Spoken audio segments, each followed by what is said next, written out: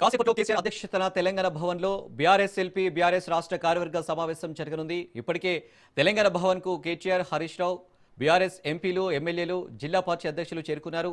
సాగునీటి ప్రాజెక్టులపై సమావేశంలో ప్రధానంగా చర్చించనున్నారు.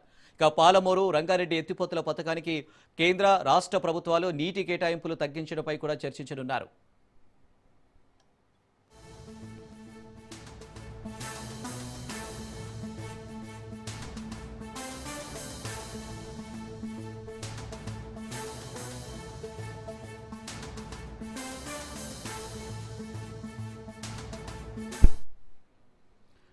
ప్రభుత్వ వైఫల్యాలపై పోరాటానికి గులాబీ దళం సిద్ధమవుతుంది.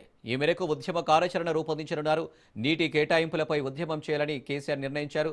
నీటి వాటాలు తగ్గించుకునేందుకు సమావేశంలో కార్యాచరణ ప్రకటించనున్నారు. భవిష్యత్ కార్యాచరణపై పార్టీ శ్రేణులకు కేసీఆర్ దిశానిర్దేశం చేయనున్నారు. ఇక సాయంత్రం 6 గంటలకు కేసీఆర్ ప్రెస్ మీట్లో వివరాలు వెల్లడించనున్నారు.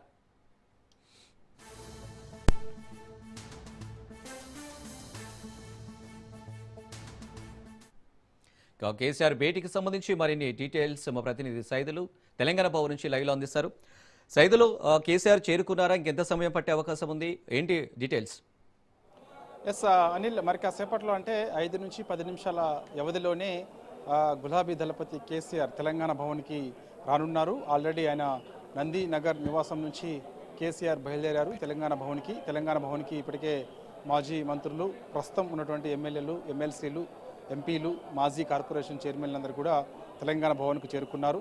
సో ఇక 1 గంటకే తెలంగాణ భవన్కు వచ్చారు బీఆర్ఎస్ వర్కింగ్ ప్రెసిడెంట్ కేటీఆర్, మాజీ మంత్రి హరీష్ రావు. వాళ్ళు రాగానే ప్రొఫెసర్ జయశంకర్ సార్ విగ్రహానికి పూలమాలేసి నివాళులు అర్పించారు. సో వారందరూ కూడా ఇప్పుడు సమావేశం హాల్లో కూర్చొని ఉన్నారు. కేసీఆర్ కోసం ఎదురు చూస్తున్నారు.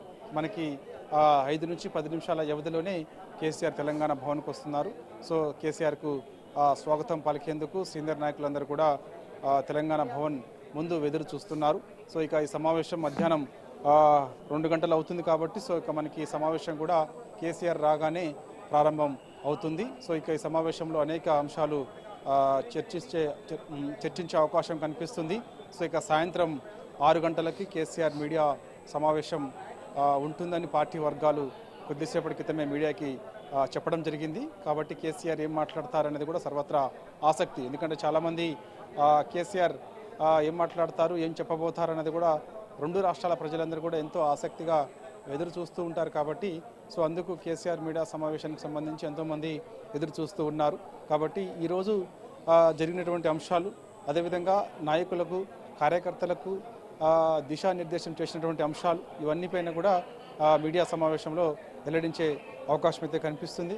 కాబట్టి ఖచ్చితంగా పాలమూరు, రంగారెడ్డి ఎత్తిపోతల పథకానికి సంబంధించి పనులు పూర్తి అయ్యాయి. కాబట్టి మిగిలిన పనులు 8% ఉన్నటువంటి పనులు కంప్లీట్గా పూర్తి చేయాలని ప్రధాన డిమాండ్ రాష్ట్ర ప్రభుత్వం పైన బీఆర్ఎస్ పార్టీ పెట్టే అవకాశం కనిపిస్తుంది. కాబట్టి ఇటు ఉమ్మడి మహబూబ్ నగర్ జిల్లా ప్రజల్ని, అదేవిధంగా రంగారెడ్డి జిల్లా ప్రజలందరినీ కూడా ఒక తాటిపైకి తీసుకొచ్చిన తర్వాత మరో ఉద్యమానికి శ్రీకారం చుట్టేందుకు బీఆర్ఎస్ పార్టీ సన్నద్ధం అయ్యేందుకు సిద్ధమవుతుంది.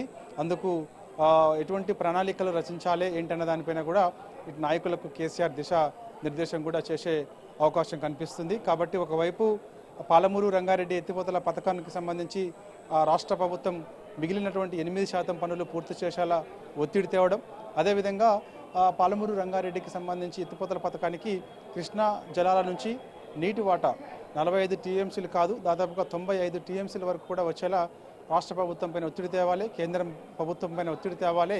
అందుకు బీఆర్ఎస్ పార్టీ ఎటువంటి ప్రణాళికలు చేయాలి, అదేవిధంగా ఎటువంటి కార్యాచరణకు సిద్ధం చేసుకోవాలి, అదేవిధంగా ఎటువంటి ఉద్యమాలకు శ్రీకారం చుట్టాలనే దానిపైన కూడా ఈరోజు ఈ యొక్క సమావేశంలో చర్చ జరిగే అవకాశం కనిపిస్తుంది. ఇక ఈ యొక్క బీఆర్ఎస్ ఎల్పీ సమావేశంలో ప్రధానంగా ఈ అంశం చర్చకు వచ్చిన తర్వాత బీఆర్ఎస్ రాష్ట్ర కార్యవర్గ సమావేశం కూడా వెంటనే ఉంటుంది. ఈ యొక్క సమావేశంలో కూడా అందులో ఉన్న వాళ్ళే ఇందులో ఉంటారు. అంటే బీఆర్ఎస్ ఎల్పీ సమావేశంలో పాల్గొన్న వారే బీఆర్ఎస్ రాష్ట్ర కార్యవర్గ సమావేశంలో కూడా పాల్గొంటారు. సో బీఆర్ఎస్ రాష్ట్ర కార్యవర్గ సమావేశంలో ఎక్కువగా కాంగ్రెస్ పార్టీ అవలంబిస్తున్న తీరు, రెండేళ్ల పాలనకు సంబంధించి ఇచ్చినటువంటి హామీలకు సంబంధించినటువంటి అంశాలు వీటిపైన ప్రత్యేక ఫోకస్ అయితే చేయనున్నారు. కాబట్టి ఇక నుంచి కేసీఆర్ క్షేత్రస్థాయిలోకి ప్రజల్లోకి వెళ్లేందుకు సిద్ధమవుతున్నారు. అందుకు బహిరంగ సభకు ప్లాన్ చేస్తున్నారు కేసీఆర్. కాబట్టి రంగారెడ్డి జిల్లాలో బహిరంగ సభ ఏర్పాటు చేసేందుకు కూడా బీఆర్ఎస్ పార్టీ సిద్ధమవుతుంది. సో అది జనవరిలో బహిరంగ సభ ఉండేలా కూడా ప్లాన్ చేస్తున్నారు. సో ఇక్కడ నుంచి క్షేత్రస్థాయిలోకి కేసీఆర్ వెళ్ళిన తర్వాత ప్రజా సమస్యలు, ఎందుకంటే నాడు బీఆర్ఎస్ పార్టీ తెలంగాణ రాష్ట్రంలో 10 ఏళ్ల పాటు అధికారంలో ఉన్నప్పుడు చేసినటువంటి అభివృద్ధి సంక్షేమం, ఇప్పుడు కాంగ్రెస్ పార్టీ చేసినటువంటి అభివృద్ధి సంక్షేమం ఏంటి, అనేక హామీలు ఇచ్చారు. కాబట్టి సో 100 రోజుల్లోనే హామీలు పూర్తి చేస్తామనడం, సో సంవత్సరానికి ఇన్ని ఉద్యోగాలు ఇస్తామని ఎన్నికల సమయంలో హామీ ఇవ్వడం. సో ఇప్పుడు 2 నెలలు పూర్తి అవుతుంది కాబట్టి ఇప్పుడు చేసినటువంటి అభివృద్ధి ఏంటి, సంక్షేమం ఏంటి, సో వీటిపైన ప్రత్యేకించే ఫోకస్ చేయబోతున్నారు. కాబట్టి సో ఒకవైపు బీఆర్ఎస్ పార్టీ చేసినటువంటి అభివృద్ధి సంక్షేమం గురించి ప్రజలకు వివరించడం, మరోవైపు కాంగ్రెస్ పార్టీ అవలంబిస్తున్న తీరు పట్ల ప్రజలకు వివరించడం, అటు ప్రజాక్షేత్రంలో ఇటు అసెంబ్లీ సాక్షిగా ఎండగట్టాలని చెప్పేసి కూడా బీఆర్ఎస్ పార్టీ సన్నద్ధమవుతుంది. అందుకు ఎమ్మెల్యేలకు కూడా ఎమ్మెల్సీలకు కూడా ఒక దిశానిర్దేశం కేసీఆర్ చేయబోతున్నారు. ఎందుకంటే మనకి ఈ నెల చివరి వారంలో శీతాకాల సమావేశాలు కూడా ఉండే అవకాశం ఉన్న నేపథ్యంలో అందుకు ఎమ్మెల్యేలకు ఎమ్మెల్సీలకు కేసీఆర్ ఒక దిశానిర్దేశం చేసి ఖచ్చితంగా అసెంబ్లీ సాక్షిగా ఇటు ప్రభుత్వ తీరును ఎండగట్టాలని, ప్రజా సమస్యల్ని లేవనెత్తాలని చెప్పేసి కూడా బీఆర్ఎస్ పార్టీ భావిస్తుంది. కాబట్టి సో ఖచ్చితంగా ఇటువంటి అంశాలు ఎక్కువగా బీఆర్ఎస్ పార్టీ ఫోకస్ చేస్తూ ప్రజలకు వెళ్ళాలని భావిస్తుంది. ఎన్నిక ఏదైనా సరే ఖచ్చితంగా బీఆర్ఎస్ పార్టీ హవా కొనసాగుతున్న నేపథ్యంలో అందుకు ఖచ్చితంగా ఇప్పుడు స్థానిక సంస్థల ఎన్నికల్లో బీఆర్ఎస్ పార్టీ హవా కొనసాగిందని బీఆర్ఎస్ పార్టీ నాయకులు చెప్తున్నారు. సో నెక్స్ట్ ఎంపీటీసీ ఎన్నికలు వచ్చినా, జెడ్పీటీసీ ఎన్నికలు వచ్చినా, మున్సిపాలిటీ ఎన్నికలు వచ్చినా కూడా ఖచ్చితంగా ఇదే ఉత్సాహంతో పనిచేయాలని చెప్పేసి కూడా నాయకులకు కేసీఆర్ దిశానిర్దేశం చేసే అవకాశం కనిపిస్తుంది. దాంతోపాటుగా గ్రేటర్ హైదరాబాద్ పైన ప్రత్యేక ఫోకస్ పెట్టాలని బీఆర్ఎస్ పార్టీ భావిస్తుంది. ఇప్పుడు రాష్ట్ర ప్రభుత్వం తీసుకొచ్చినటువంటి ఎల్టీపీ పాలసీ ఏదైతే ఉందో ఆ పాలసీకి సంబంధించి ఖచ్చితంగా ప్రభుత్వం వెనక్కి తీసుకునేంత వరకు కూడా పోరాటం చేయాలని చెప్పేసి కూడా బీఆర్ఎస్ పార్టీ కంకణబద్దలవుతుంది. కాబట్టి సో ఈ అంశాలపైన ప్రత్యేక ఫోకస్తో పాటుగా సో ఇక ఎక్కువగా మనకి ఈ యొక్క ప్రధానంగా చూస్తే ఉప ఎన్నికలకు సంబంధించి అంటే పార్టీ మారినటువంటి ఎమ్మెల్యేలు ఎవరైతే ఉన్నారో దానిపైన కూడా ఈరోజు చర్చకు వచ్చే అవకాశం ఉంది.